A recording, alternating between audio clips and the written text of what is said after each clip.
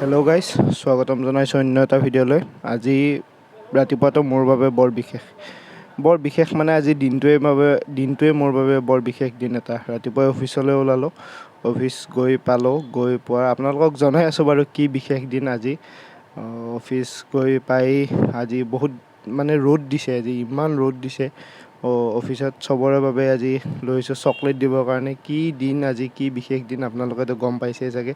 আজি হ'ল বাৰ্থডে' মোৰ। অফিচ শেষ কৰি ৰুমলৈ বুলি ওলালোঁ।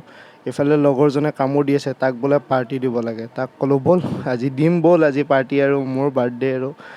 তাক সি পিছফালৰ পৰা কৈছে বোলে ডমিন'জ যায়।